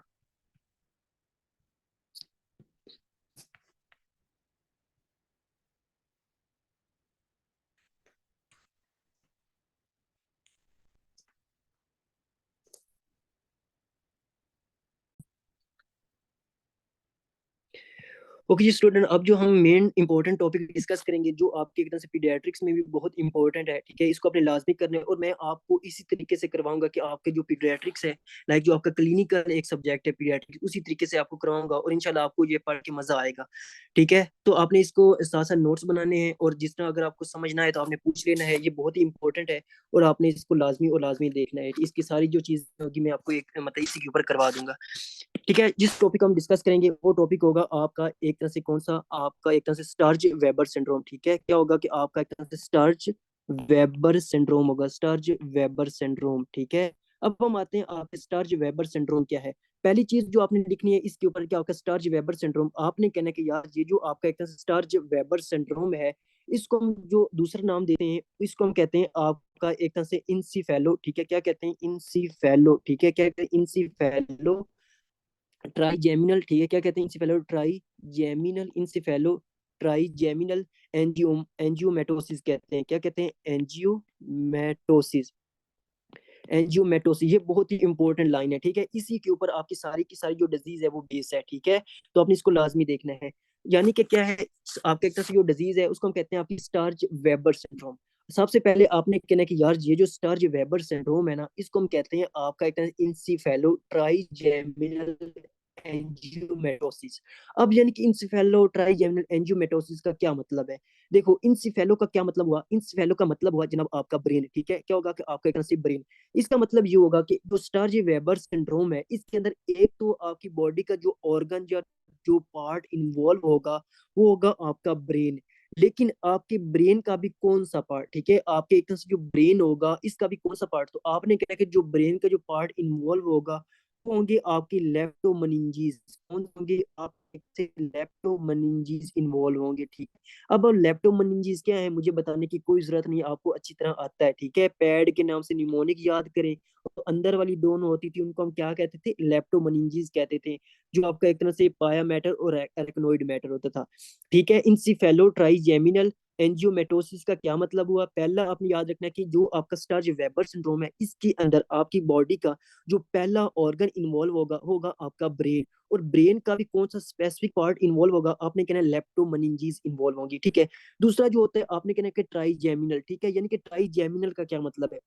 ट्राइजेमिनल का मतलब आपके फेस का, ठीक है, आपके फेस का वो वाला एरिया जिसको आपकी ट्राइजेमिनल नर्व सप्लाई कर रही है, ठीक है। यानी कि आपके फेस का वो वाला एरिया जिसको आपकी ट्राइजेमिनल जो नर्व है वो सप्लाई कर रही है। लेकिन अभी तो हमने पढ़ा था कि जो आपकी ट्राइजेमिनल नर्व है इसकी तीन ब्रांचेस हैं। क्या है? आपकी एक तरह से तीन ब्रांचेस हैं, यानी कि V1 है, V2 है, V3 है, ऐसे ही है ना, ठीक है। लेकिन आपने कहना है कि जो आपकी फेस का ऐसा एरिया जिसको V1 सप्लाई कर रही होती थी, यानी कि आपके एक ऑप्थेल्मिक डिवीजन जो सप्लाई कर रही होती थी, आपकी ऑप्थेल्मिक डिवीजन और ऑप्थेल्मिक डिवीजन जो जिस एरिया को सप्लाई कर रही होती थी वो था आपके एक आई थी, ठीक है, यानी कि आपके आई का एरिया था। और दूसरा आपके फोर, जो आपका फोर ब्रेन का एरिया था, ठीक है।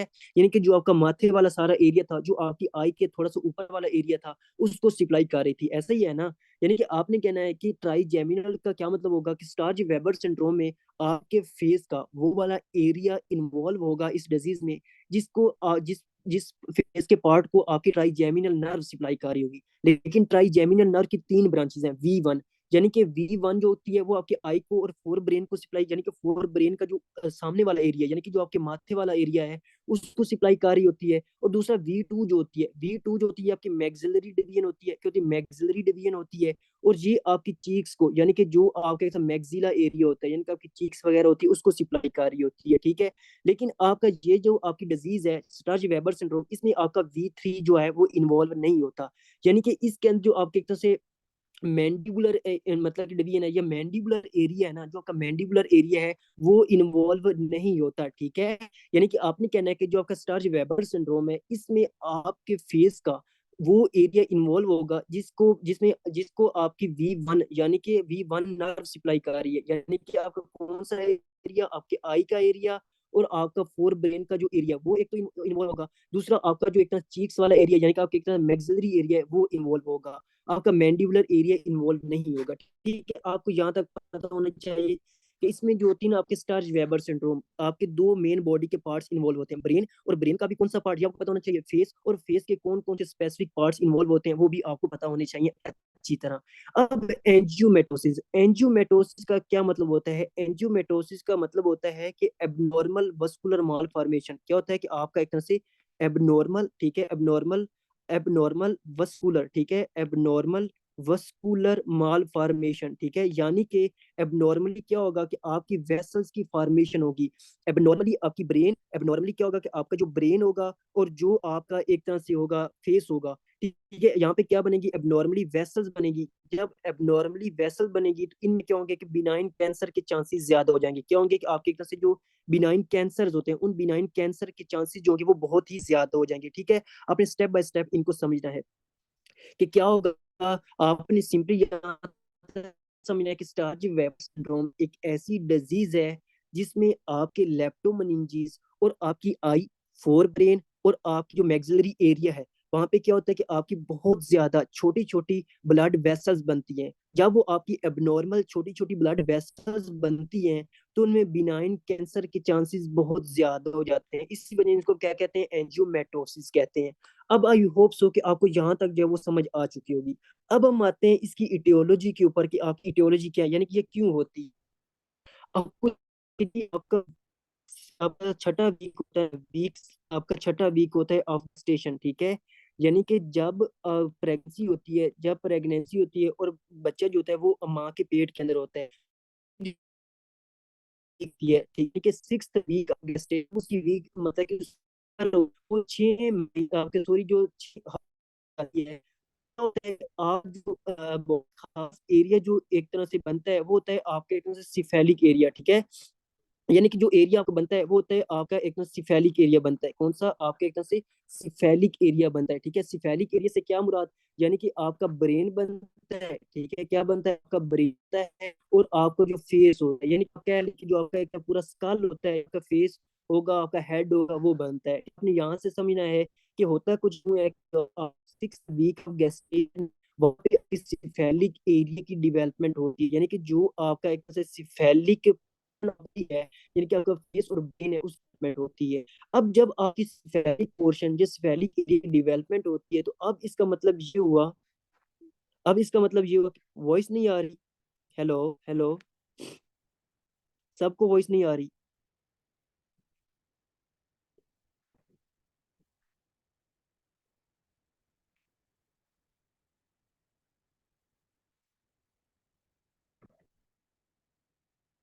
हेलो, सबको आ रही है ना वॉइस, जल्दी से बता दें यार, आपसे पूछ रहा हूँ और आप बैठे हुए।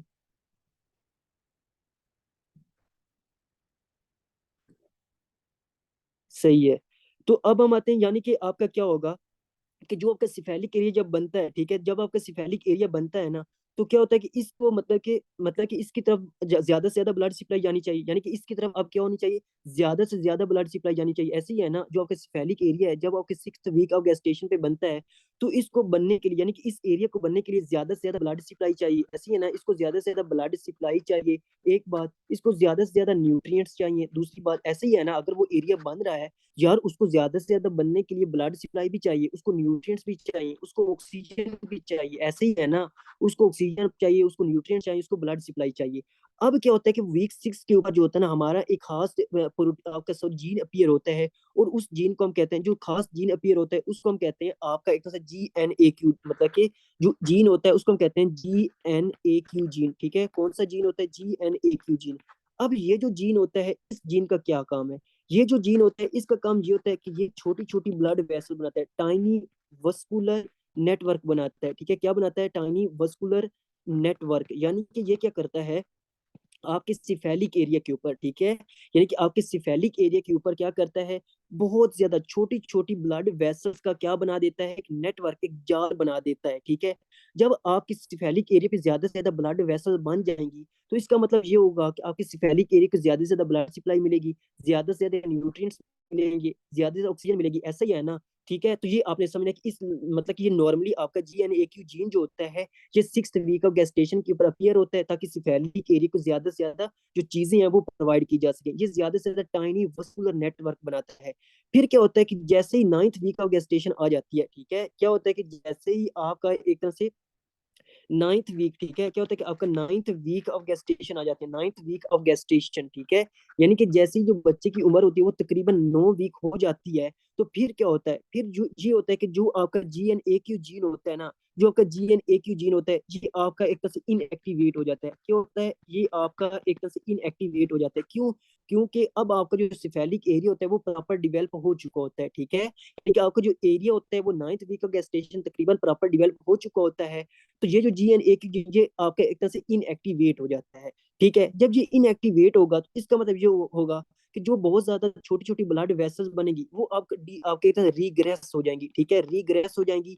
यानी कि वो अब खत्म हो जाएंगी। ऐसा ही होगा ना, यानी कि अब GNAQ 9th वीक पे खत्म होगा, तो जो आपका टाइनी वस्कुलर, एक तरह से आपने लिखना है क्या होगा कि 9th वीक में जो आपका एक तरह नॉर्मली कहते हैं जो टाइनी वस्कुलर नेटवर्क बना था, जो टाइनी वस्कुलर नेटवर्क बना था, वो क्या होगा, वो अब रीग्रेस हो जाएगा। वो अब क्या हो जाएगा, रीग्रेस, यानी कि वो खत्म हो जाएगा, ठीक है, वो खत्म हो जाएगा। लेकिन वो ब्लड वेसल रह जाएंगी वो इंपॉर्टेंट लार्ज ब्लड वेसल रह जाएंगे आपके ब्रेन के अंदर, आपके फेस के अंदर, जिन्होंने आपकी पूरी जिंदगी आपके ब्रेन और फेस को ब्लड सप्लाई प्रोवाइड करनी है, ठीक है, ये नॉर्मल होता है।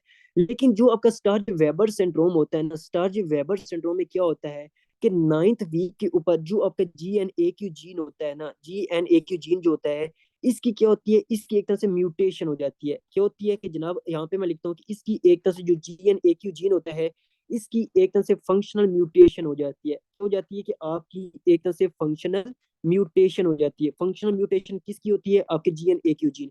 अब मैं आपको काफी दफा बता चुका हूँ कि नॉन फंक्शनल म्यूटेशन क्या होती है, कि आपके फंक्शनल म्यूटेशन क्या होती है बायोकेमिस्ट्री के अंदर। यानी कि नॉन फंक्शनल म्यूटेशन जब होगी तो GNAQ जीन का जो काम होगा वो खत्म हो जाएगा। ये आपकी जो वेन्स होंगी इनको नहीं बना सकेगा। लेकिन जब इसके अंदर फंक्शनल म्यूटेशन होती है तो ये अपना काम जो होता है वो जारी रखता है। यानी कि अब वो एक तरह से इनएक्टिवेट नहीं होगा। वो जो जब वो इनएक्टिवेट नहीं होगा तो उससे जो आपकी छोटी छोटी जो ब्लड वेसल्स होगी वो अब रिग्रेस नहीं होगी। इसका मतलब ये होगा कि जब बच्चा पैदा हो जाएगा तो उसमें ये छोटी छोटी जो टाइनी वस्कुलर नेटवर्क है वो रह जाएगा। यानी कि उसके फेस के ऊपर और उसके ब्रेन के जो लेप्टोमेनिंजेस हैं उनके अंदर छोटी छोटी जो ब्लड वेसल्स हैं वो एज इट इज रह जाएंगी जिस तरह वो पहले बनी थी, ठीक है। मतलब वो एबनॉर्मली क्या होंगी, रह जाएंगी, क्योंकि आपका GNAQ जीन के अंदर क्या होगा, फंक्शनल म्यूटेशन हो गई है। जब इसके अंदर फंक्शनल म्यूटेशन हो गई है तो क्या होगा कि ये जो आपकी वेसल्स हैं ये अब रिग्रेस नहीं होगी। जब ये रिग्रेस नहीं होगी तो जैसे ये बच्चा पैदा होगा, ठीक है, तो इसकी फेस के ऊपर, ठीक है, इसकी फेस की जो सबक्यूटेनियस स्किन होगी, जो सबक्यूटेनियस लेयर होगी, उसके अंदर जो सारी की सारी जो वेन्स होंगी, जो ब्लड वेसल्स होंगी वो रह जाएंगी। जैसे ये बच्चा पैदा होगा तो सबसे पहले इसके जो चेहरे के ऊपर हमें स्पॉट मिलेगा ना, मतलब एक जो साइन मिलेगा, वो बहुत इंपॉर्टेंट क्लिनिकल फाइंडिंग होती है। वो होती है आपका एक तरह से पोर्ट, क्या होती है आपके तरफ से, पोर्ट वाइनस्टीन, ठीक है। कौन सा होता है? पोर्ट वाइनस्टीन, बहुत ही इंपॉर्टेंट क्लिनिकल फाइंडिंग है, ठीक है। यानी कि पोर्ट वाइनस्टीन जो होती है, ये अभी मैं आपको दिखाता हूँ, आपकी मतलब की बुक के ऊपर पिक्चर भी बनी हुई है, कि क्या होता है कि उसके चेहरे के ऊपर ना, मतलब कि छोटी छोटी जो ब्लड वेसल्स है वो रह जाती है। और ऐसा लगता है कि जैसे उसके पूरे फेस के ऊपर, मतलब कि जहां जहां भी उसका एक तरह से है, उसके चीक्स के ऊपर, उसके फोर ब्रेन के ऊपर, उसके आई के ऊपर क्या होता है कि आपका जो ब्लड वेसल जो होती है वो रह जाती है। और छोटी छोटी ब्लड वेसल जब वो होती है तो हमें ऐसा लगता है कि जैसे उसके पूरे फेस के ऊपर ना, मतलब कि स्पेशली फोर ब्रेन आई और जो उसका होता है चीक्स वाला एरिया होता है, ठीक है, वहां पे मतलब कि काफी ब्लीडिंग हो रही है, काफी वो लाल होता है। तो इसको मतलब इस साइन को, इस क्लिनिकल फाइंडिंग को कहते हैं पोर्ट वाइनस्टीन कहते हैं। और ये बहुत ही इंपॉर्टेंट क्लिनिकल फाइंडिंग है किसकी? आपके स्टार्ज वेबर सिंड्रोम की, ठीक है। तो ये आपने इसके अंदर सारा कुछ लिखना है, ठीक है। और दूसरा क्या होगा कि जब जहां जहां जहां भी आपकी ये सारी ब्लड वेसल रह जाएंगी वहां पे आपकी क्या मिलेंगी आपको, प्रॉपर लाइक उनका कैंसर वगैरह मिलेंगी, ठीक है। अगर फॉर एग्जाम्पल लेप्टो मनिंजिस रह जाएंगी, क्या अगर जी आपकी लेप्टो मनिंजिस के अंदर सारी की सारी ब्लड वेसल रह जाएंगी तो वहां आपको एक तरह से एंजियोमा मिलेंगे, लाइक उन ब्लड वेसल के अंदर आपको कैंसर जो है वो बांध जाएंगे, क्योंकि नॉर्मल ब्लड वेसल्स बांध रही हैं तो उनके अंदर एक कैंसर के चांसेस हो जाए। दूसरा क्या होगा, दूसरा अगर मतलब कि ये सारे के सारे वहां पे जो कैंसर बनेंगे, वहां पे ब्लीडिंग होगी तो आपके ब्रेन रिलेटेड साइंस और सिम्टम्स आएंगे, लाइक आपको सीजर हो सकता है, ठीक है, आपकी इंटेलेक्चुअल डिसेबिलिटी, IQ लेवल कम हो सकता है, ये सारी चीजें आपको हो सकती है। दूसरा आपकी आई के अंदर जो आपकी आई होती है वहां पे भी आपकी ब्लड वेसल रह जाएंगे, वहां पे एपिसेक्युलर जो होती है ना वेन्स, ये एपिसेक्युलर ब्लड वेसल्स होती हैं जो आपके सकेरा के ऊपर जो ब्लड वेसल्स होती हैं, ठीक है, वो आपकी एक तो उन वो भी आपकी किसकी वजह से बनती हैं? वो भी एक ही वजह से बनती है। तो वो बहुत ज्यादा जो एपिसेक्युलर ब्लड वेन्स वो बहुत ज्यादा बनेगी। क्या होगा कि इनके अंदर भी आपके हिमेंजियोमा मिलेंगे। क्या होगा कि आपके हिमेंजियोमा यानी कि छोटी छोटी जो ब्लड वेसल्स होंगी इनके कैंसर मिलेंगे, ठीक है। जो उसने लिखी हुई है ना कि आपका क्या इंट्रा जाएगा, ठीक है, ये आपका क्या होगा, कोमा होगा। ये हम ओप्था में पढ़ेंगे, डिटेल से पढ़ेंगे ट्रेवल में क्या होता है, आपका जो एक्वस ह्यूमर है वो कैसे होता है, ओपन है कैसे है। अब ये लिखा हुआ है कि इंट्रा ओकुलर इस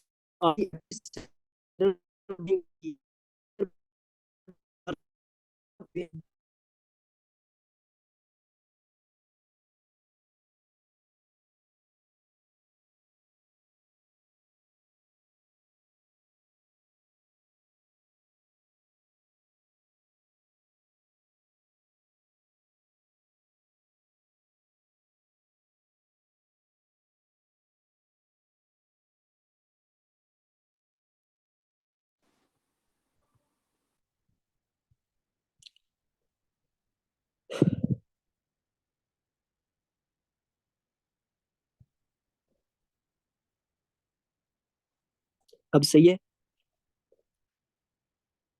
ठीक है, तो आपने कहना कि जब आपका सारे का सारा जो फ्लूइड होगा, जब वो आपकी क्या होगी, आपकी एक तरह से आई के अंदर इकट्ठा होगा, तो क्या होगा कि ये फ्लूइड क्या करेगा, आपकी आई के अंदर प्रेशर इंक्रीज करेगा, जिसको हम कहते हैं इंट्रा ओकुलर प्रेशर।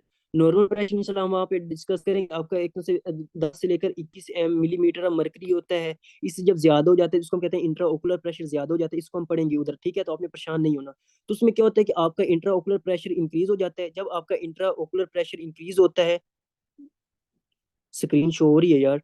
तो इंट्रा ओकुलर प्रेशर जब इंक्रीज होता है, तो आपका ग्लूकोमा हो जाता है। ग्लूकोमा का सिर्फ आपने ये समझना है कि glaucoma is nothing but it is the collection of the fluid in your eye. ठीक है, आपकी आई के अंदर जो फ्लूइड इकट्ठा हो जाता है, उसको हम ग्लूकोमा कहते हैं। इसको हम पढ़ेंगे उधर जाके, ठीक है?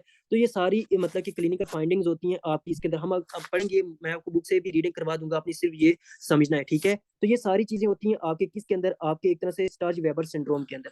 अब हम आते हैं इसका हमने डायग्नोज कैसे करना है, ठीक है? अब हम आते हैं इसके डायग्नोज के ऊपर कि हमने डायग्नोज इसको कैसे करना है। डायग्नोज जो होता है ना, वो आपका क्लिनिकल बेस होता है। यानी कि क्लिनिकल बेस का क्या मतलब होता है कि सबसे पहले जैसे ये बच्चा पैदा होगा और इसके फेस के ऊपर हमें हमें अगर ये वाला साइन मिलेगा, जिसको हम कहते हैं आपके एक तरह से, कौन सा साइन होता है आपके, पोर्ट वाइन स्टेन, ठीक है? जैसे ही इस बच्चे के फेस के ऊपर हमें पोर्ट वाइन स्टेन मिलेगा, तो हमें सस्पेक्ट करेंगे कि यार इसके अंदर जो स्टार्च वेबर सिंड्रोम है ना, जो वो हो चुका है। यानी कि इसके अंदर जो जीएनए की जीन है ना, उसकी म्यूटेशन हो चुकी है। यानी कि जो पहला डायग्नोज आपने लगाना है, वो आपकी फिजिकल एग्जामिनेशन के ऊपर बेस करेगा। आपने उसके जैसे फेस के ऊपर ये वाला साइन देखोगे, पोर्ट वाइन स्टेन, ये भी मैं आपको बुक से दिखाता हूँ, तो ये आपने कहना है कि इसके अंदर जो है वो स्टार्च वेबर सिंड्रोम जो है वो हो चुका है। फिर आपने कंफर्म करना है, यार आपने कंफर्म करना है कि यार वाकई इसके अंदर स्टार्च वेबर सिंड्रोम है या नहीं। तो आपने क्या करना है, आपने सीटी स्कैन करवा लेना है या आपने एमआरआई करवा लेना है, ठीक है? आपने सीटी स्कैन करवा लो या आप एमआरआई करवा लो। जैसे ही आप मतलब कि ब्रेन का, ठीक है, आप जैसे ब्रेन का सीटी स्कैन या एमआरआई करवाओगे, तो आपको जो ब्रेन के अंदर जो छोटी छोटी वेसल्स होंगी ना, उनकी क्या क्या फाइंडिंग मिलेंगी, जो छोटी छोटी वेसल लेप्टोमेनिंजिस की मतलब कि वेसल की जो फाइंडिंग मिलेगी ना, वो आपकी क्या मिलेगी, आपकी एक क्लासिक ब्रेन काल्सिफिकेशन मिलेगी, ठीक है? यानी कि मैं भी आपको समझाता हूँ इसका क्या मतलब होता है। क्लासिक ब्रेन काल्सिफिकेशन होती है, ठीक है? काल्सी क्लासिक ब्रेन काल्सिफिकेशन मिलेंगी, ठीक है? और इस ये जो क्लासिफिकेशन होगी, इसकी मोस्ट इंपॉर्टेंट जो साइन हमें मिलेगा ना, वो होता है आपका ट्रैम ट्रैक अपीयरेंस, ठीक है? कौन सा होता है आपका ट्रैम ट्रैम ट्रैक अपीयरेंस, ठीक है? ट्रैम ट्रैक अपीयरेंस मिलती है, ठीक है? ये बहुत ट्रैम ट्रैक अपीयरेंस या पैटर्न मिलता है, ठीक है? अपीयरेंस या पैटर्न्स मिलता है, पैटर्न। ये आपने लिखा, अभी मैं आपको समझाता हूँ इसका क्या सीन होता है। देखो, ये सबसे इंपॉर्टेंट, हम आपके उधर पढ़ेंगे रीनल सिस्टम में। रीनल सिस्टम में भी हमें एक डिजीज आएगी, ठीक है? आपके डिजीज आएगी, उसमें भी हम ट्रैम ट्रैक अपीयरेंस हम देखते हैं। लेकिन जो दूसरी चीज जिसके अंदर हम ट्रैम ट्रैक अपीयरेंस देखते हैं, वो होता है आपका स्टार्च वेबर सिंड्रोम। क्योंकि इसके अंदर क्या होता है, इसके अंदर होता है कुछ यूं है कि जो आपकी लेप्टोमेनिंजिस के अंदर जो ब्लड वेसल्स बनी है ना, ठीक है, जो ब्लड वेसल्स बनी है, उनके अंदर ट्यूमर्स हो रहे होंगे, उनके अंदर ट्यूमर्स हो रहे होंगे, बहुत सारे ट्यूमर्स बनेंगे।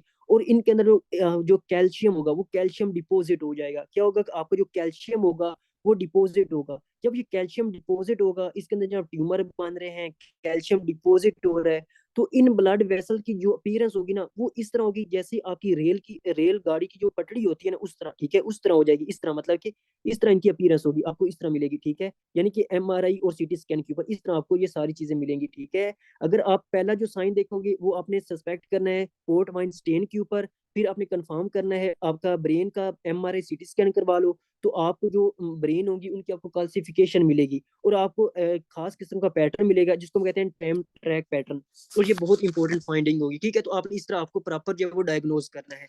अब हम आते हैं कि ये जो पेशेंट होगा, उसका आपने ट्रीटमेंट कैसे करना है, ठीक है? यानी कि इसका आपने एक तरह से ट्रीटमेंट कैसे करना है।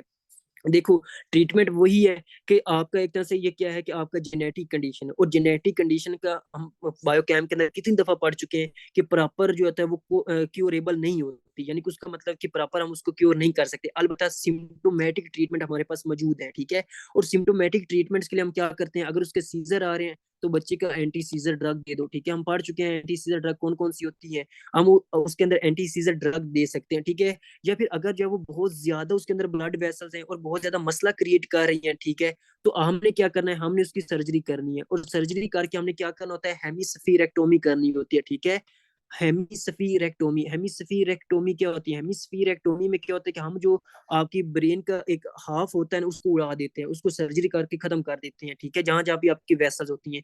तो हम क्या करते हैं, एंटी सीजर ड्रग दे दो, फिर भी ठीक नहीं हो रहा, हेमिस्फीरेक्टोमी जो होती है वो हम करते हैं। एक तो ये, दूसरा उसके अंदर क्या हो रहा था, दूसरा उसके अंदर ग्लूकोमा हो रहा था, ऐसे ही है ना। ग्लूकोमा मतलब कि ग्लूकोमा मैंने आपको सिर्फ वहां पे ये समझाया था कि आपकी ब्रेन के अंदर ब्लीडिंग होगी और फ्लूइड इकट्ठा होगा, तो उसको हम कहते हैं ग्लूकोमा होगा। ये हम पढ़ेंगे इंशाल्लाह ऑप्था के अंदर, ग्लूकोमा होगा। अब ग्लूकोमा को ट्रीट करने के लिए हम वहाँ पे ड्रग्स पढ़ेंगे, ठीक है। हम जो है वो कुछ ड्रग्स यूज करेंगे, जो ऐसी ड्रग जो आपके एक्वस ह्यूमर को प्रोडक्शन को कम करेंगी, ठीक है। और इस आपके जो फ्लूइड आपकी आई के अंदर इकट्ठा हो चुका है, उसको आपकी आई से बाहर निकालेंगी। इसमें पहली होती है आपकी लटेनोप्रोस्ट। कौन सी आपने याद रखनी है? आपके एक तरह से लटेनोप्रोस्ट होती है, ठीक है। लटेनोप्रोस्ट आपने याद रखनी है। इसके अलावा आपका एक तरह से बीटा ब्लॉकर होता है, लाइक आप टीमोलोल दे सकते हो, बीटा ब्लॉकर हम यूज करेंगे, टीमोलोल। ये हम पढ़ेंगे इंशाल्लाह, आपने परेशान नहीं हो। टीमोलोल होता है, एसीटाजोलामाइड, मैंने आपको पढ़ाई भी थी, एसीटाजोलामाइड, ठीक है। कौन सी थी? एसीटाजोलामाइड, ये हम देंगे उसके अंदर, ठीक है। ग्लूकोमा को ट्रीट करने के लिए लटेनोप्रोस्ट, टीमोलोल, एसीटाजोलामाइड हम दे सकते हैं। इसके अलावा और भी होती हैं।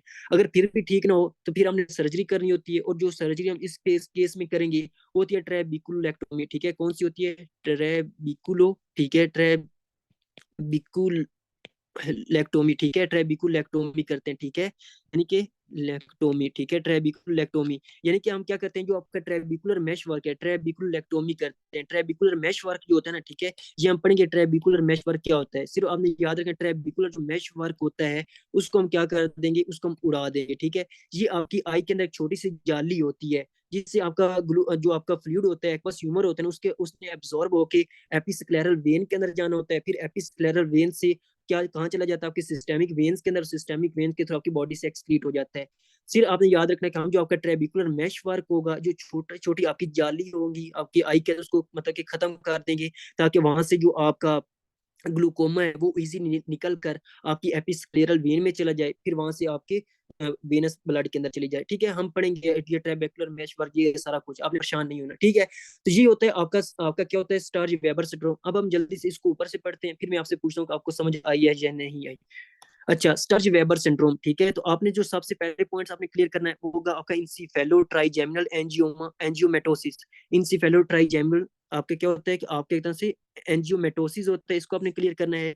आपका क्या होता है, ये congenital non hereditary anomaly of neural crest derivatives, ठीक है। यानी कि न्यूरल क्रेस्ट, यानी कि जो आपका सिफेलिक एरिया होता है वो हम पढ़ चुके हैं, जो आपका सिफेलिक एरिया होता है वो न्यूरल क्रेस्ट से बनता है। तो ये सारी चीजें आपको पता है कि एक ये नॉन हेरिडिटी, यानी कि ये क्या होगा, नॉन हेरिडिटी से मतलब जो जीन की म्यूटेशन होगी ना, यानी कि जो जीएनए की जीन की म्यूटेशन होगी, ये हो सकता है उसके पेरेंट्स में ना हो सकता है उसके पेरेंट्स में ना हो, सिर्फ बच्चे में ये म्यूटेशन हो जाए, ठीक है। तो इसमें ये नॉन हेरिडिटरी हो सकती है, उसके पेरेंट्स में नहीं हो सकती, लेकिन सिर्फ उसी बच्चे में हो सकती है।